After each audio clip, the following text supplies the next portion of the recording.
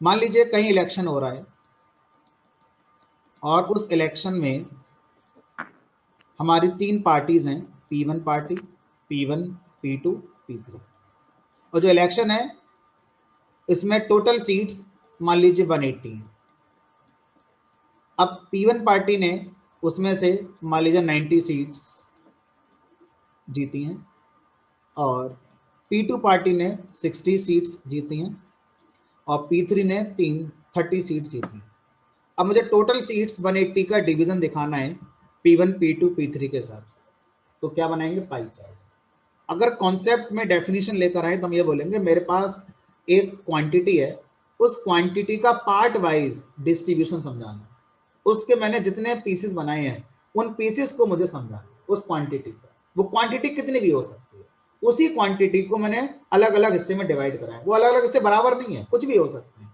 उन सारे हिस्सों से मिलकर एक कंप्लीट क्वांटिटी तैयार हो रही है। तो वो जो हिस्से बने हैं वो मुझे दिखाने हैं ग्राफ के थ्रू। तो उसको दिखाने के लिए हम क्या बनाते हैं? पाई ग्राफ बनाते हैं। ठीक, कैसे बनेगा वो देखते हैं। तो मैटप्लॉट के अंदर फंक्शन का नाम भी पाई है और पाई फंक्शन का यूज करके हम इस काम को कर सकते हैं।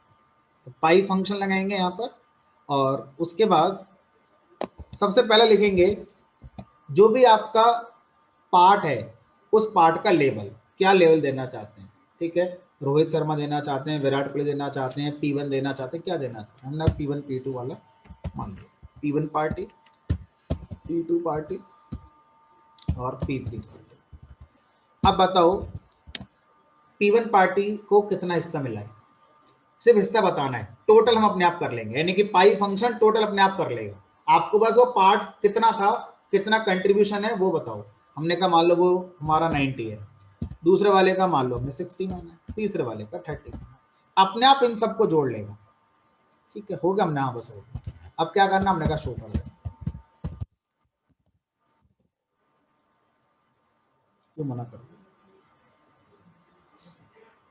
could not convert string P1 to,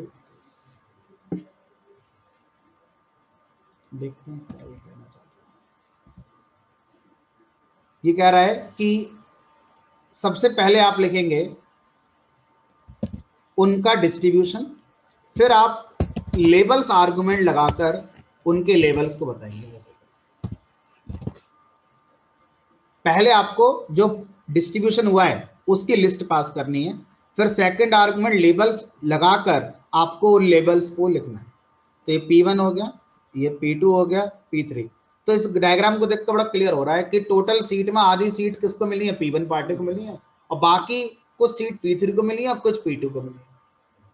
अब मैं चाहता हूं कि वो रेशो लिख जाए कि P1 को टोटल का कितना हमारा रेशो मिला है, कितना परसेंटेज मिला है, 50% मिला है।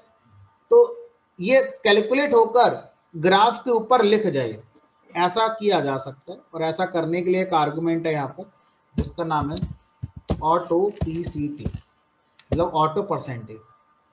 अब ऑटो परसेंटेज आप कराएंगे तो आप लिखेंगे इसकी वैल्यू परसेंटेज आई। इसका मतलब हो गया कि आप परसेंटेज के लिए जो भी आएगी वो इंटीजर में दिखा देंगे। 50%, 30% और ये 160। टोटल करोगे 100 तो आया नहीं, तो आप क्या करो यहाँ पर फ्लोट में कराओ। अब देखो फर्क क्या पड़ेगा, ये जो हिस्से थे आने शुरू हो गए। ठीक है, तो हम ऑटो परसेंटेज आर्गुमेंट का यूज करते हैं और ऑटो परसेंटेज इंटीजर में कैलकुलेट करना चाहते हैं तो स्ट्रिंग में लिखेंगे मॉडुलस सिंबल आई। फ्लोट में करवाना चाहते हैं तो स्ट्रिंग के अंदर मॉडुलस सिंबल है। अब हम ये भी चाहते हैं, मान लीजिए कि फ्लोट में ही कराएंगे, लेकिन फ्लोट में डेसिमल के बाद 2 ही प्लेस काफी हैं। बाय डिफॉल्ट ये 6 to 7 प्लेस दिखाते हैं। तो यहाँ लिखेंगे 0.2। इसका मतलब है कि हम दशमलव के 2 स्थान तक एक्यूरेसी चाहते हैं फ्लोट में।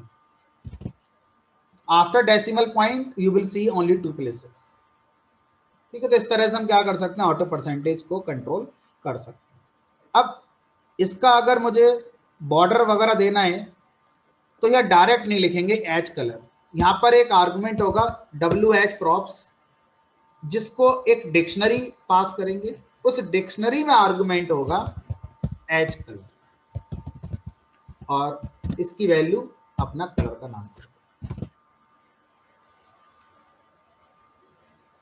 पाई चार्ट में जो भी ग्राफिक्स आप दिखा रहे हैं उन ग्राफिक्स में किसी पर्टिकुलर हिस्से को अगर आप चाहते हैं कि वो थोड़ा सा अलग दिखाई दे, उभरा हुआ दिखाई दे, तो यहाँ पर हम एक आर्गुमेंट यूज करेंगे जिसका नाम होता है एक्सप्लोड। एक्सप्लोड आर्गुमेंट क्या बताता है, जितने आपने हिस्से रखे हैं हर हिस्से को कितना एक्सप्लोड करना है, कितना उभारना है पाई चार्ट से।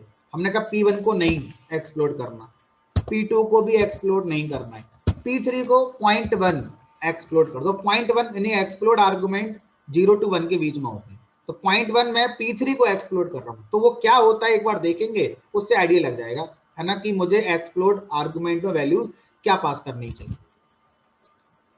इसे कहते हैं एक्सप्लोड होना। ठीक है, अब अगर मैं इसको 0.1 की जगह 0.2 कर दूं तो देखो एक बार क्या फर्क पड़ता है। तो अपने अकॉर्डिंग अब आप तीनों पार्ट को एक्सप्लोड करना चाहें तो कर सकते हैं। मान लीजिए मैं चाहता हूं दूसरे पार्ट को भी एक्सप्लोड कर दो, तो अगर आप किसी पर्टिकुलर पोर्शन को हाईलाइट थोड़ा करना चाहते हैं तो आप उसको एक्सप्लोड करके हाईलाइट करा सकते हैं।